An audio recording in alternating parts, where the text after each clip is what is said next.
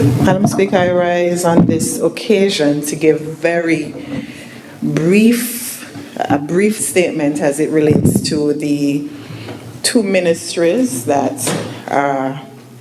fall under my domain, that is the Ministry of Labour and Employment, as well as the Ministries of Tourism, International Transport, et al.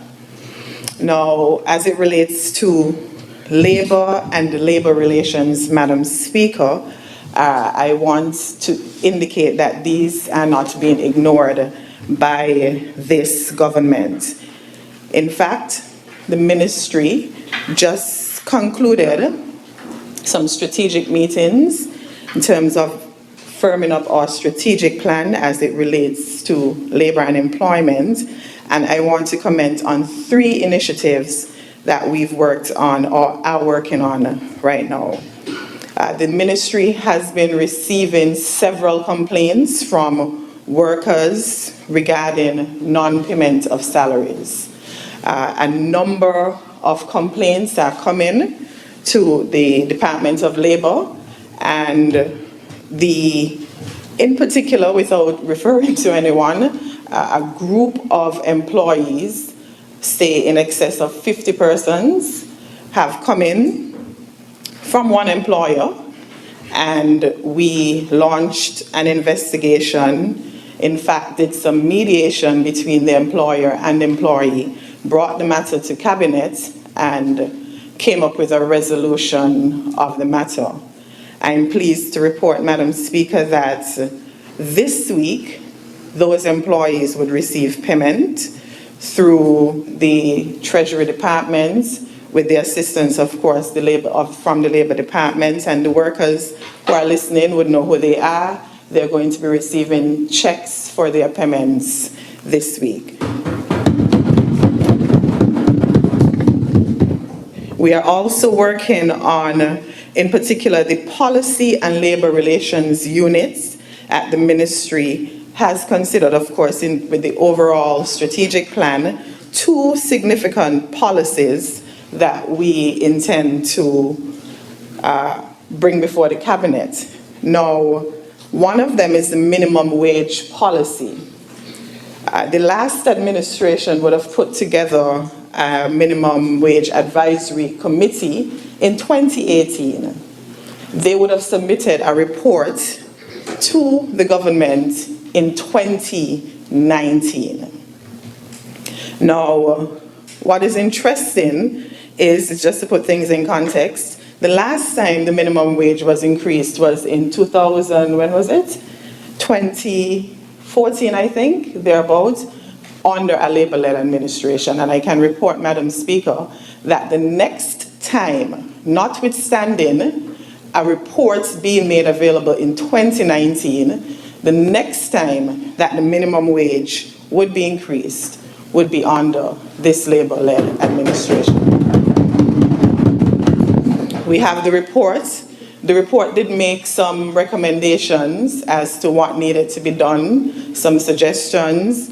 We met as a cabinet, and we have put together the committee that is going to embark on the work that is coming out of that same report that was made available since 2019. We've had 2 elections since then, 2020 and 2022. But I am happy to report that we are serious about labor and labor relations as a government, and you would be hearing, well, the country would have more on that in a short time. The second significant thing being considered by the Policy and Labor Relations unit is, interestingly, something referred to as a 4-day work week, which came out of COVID and the practices that we adopted as a result of the pandemic.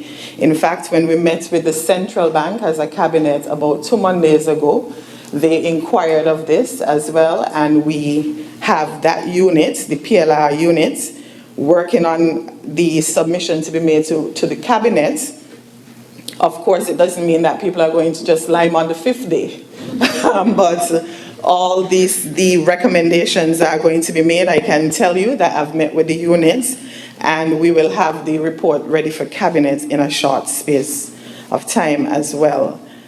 We want to do a pilot project once the cabinet agrees within a ministry, and of course with one of our entities in the private sector to see how this would work. So I want to commend the staff, not just in the labor and relations, policy and labor relations units, generally the staff at the labor and employment, the Ministry of Labor and Employment. The last thing to report on in relation to this ministry is the fact that we are going to embark on a comprehensive review of the labor legislation. Now, this is significant, Madam Speaker, because coming out of the pandemic, it is clear that workers suffered. Workers continue to suffer as a result of the state of our laws in this federation. And I'm not going to say much, but we are going to embark on a comprehensive review of the labor legislation. Of course, this agenda has clear objectives of reviewing the current employment legislation and in-depth exploration of the sustainability of the severance fund, which was hard hit during the pandemic, and the viability of possible unemployment benefits. This as well is in keeping with the government's overall fiscal objectives and our mandate to create employment and better employment conditions for our workers.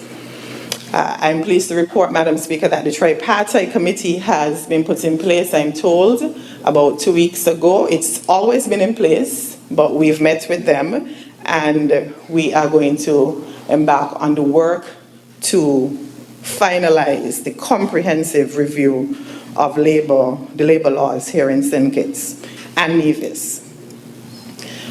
As it relates to tourism, we've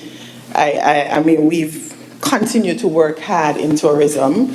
We have the inaugural flight of Inter-Caribbean coming in on Sunday, the 12th. That's this Sunday coming. And of course, what that does, it is a part of our overall strategic plan as it relates to airlift to the destination. The ultimate objective is to see growth in our airlift, in airlift. Now, this is just this evidence that we are working. Yeah. We are working. So we have the inaugural flight on Sunday. This, of course, would boost intra-regional travel, which would affect our second source market. The biggest source market for the destination is the US prior to the pandemic. The second was the region. And of course, as we said, regional travel is driven by business, events, and visiting family, friends, and relatives. And so with the introduction of this flight, we are hopeful that we would see an increase in visitors to the destination from the region. That means for Music Festival, we launched our first wave of artists on Sunday.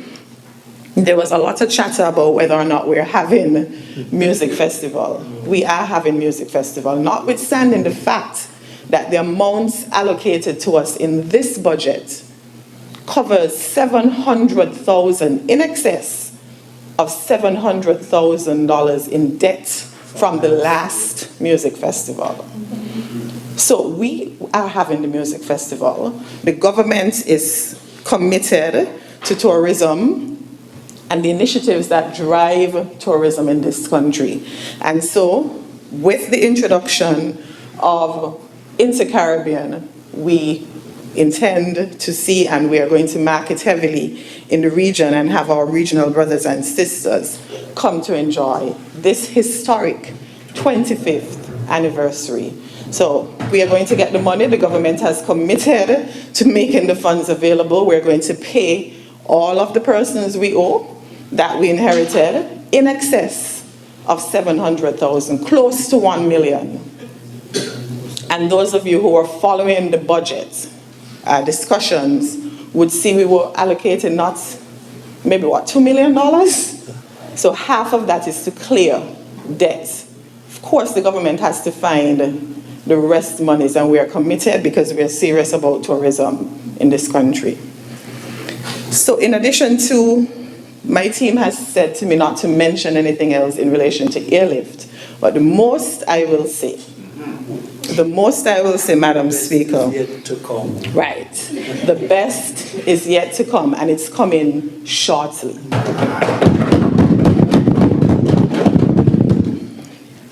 As it relates to the destination performance in tourism, in 2019, we would have ended the year with 163,657 persons.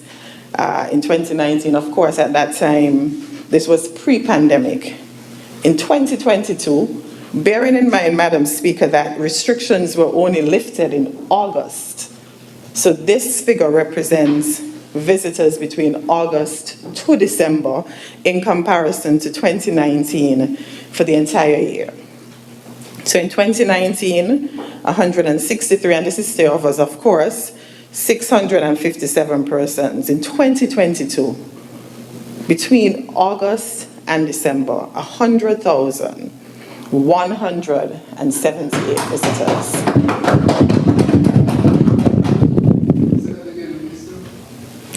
In August, from August to December, 100,178.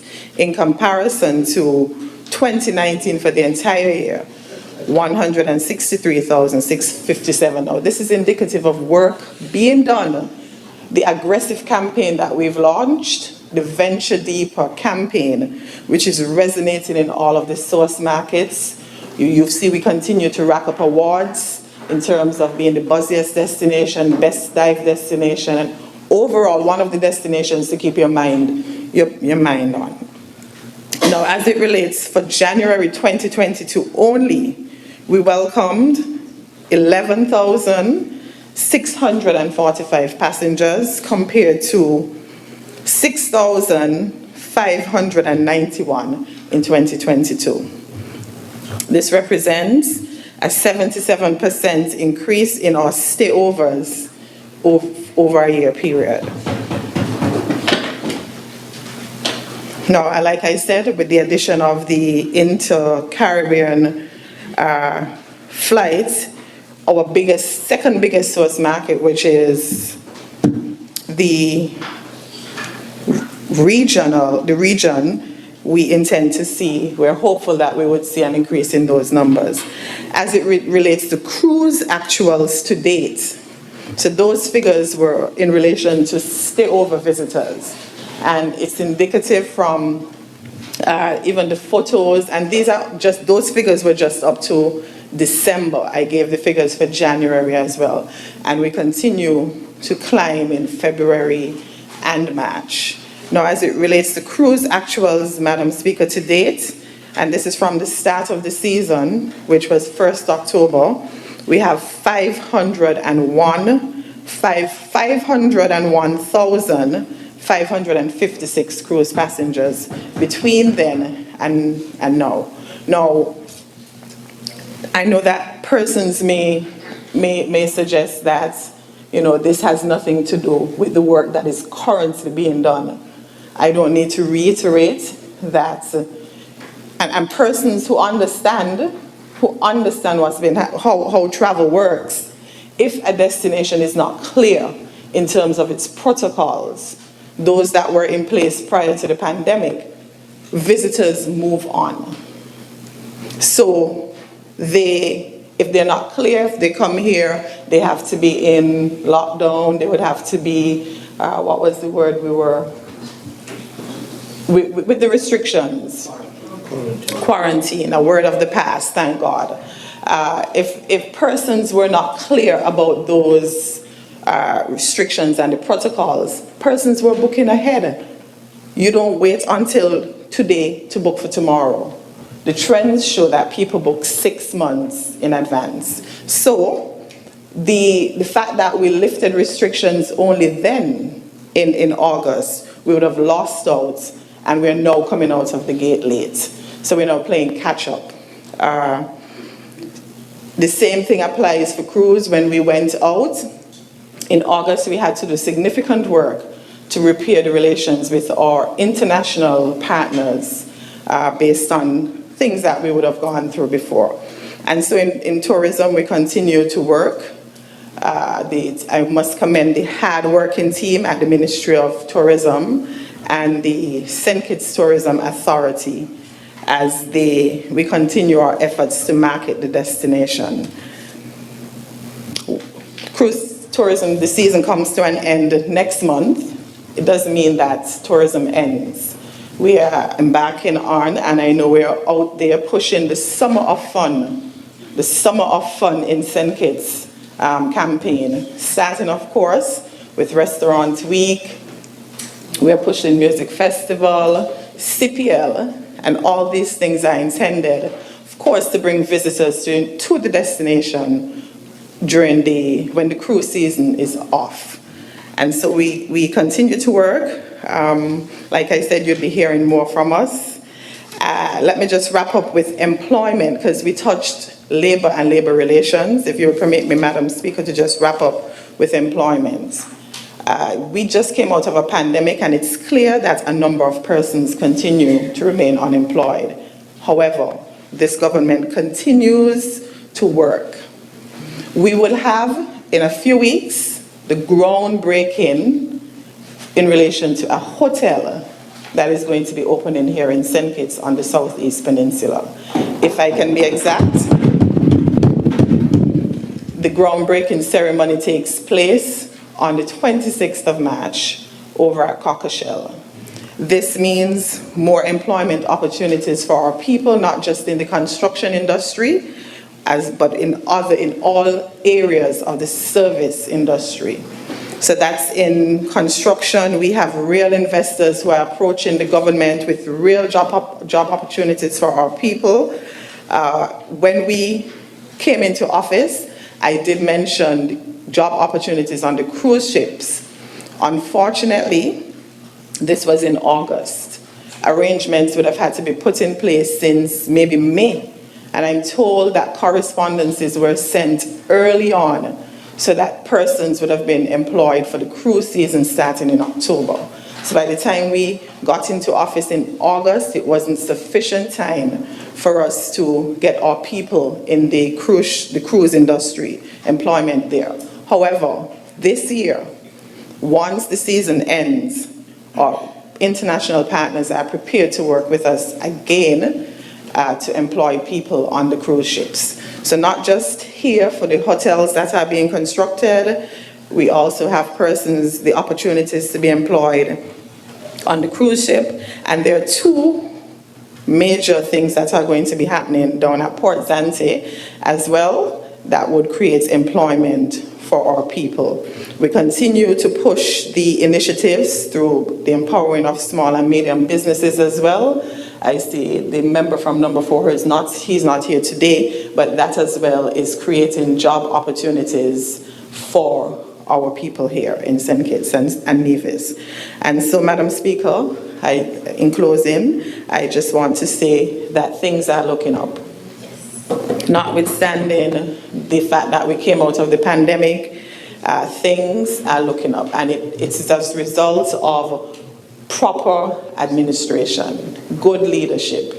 And I want to commend the persons who work in the 2 ministries for their hard work and their dedication to the people of St. Kitts and Nevis. May it please you.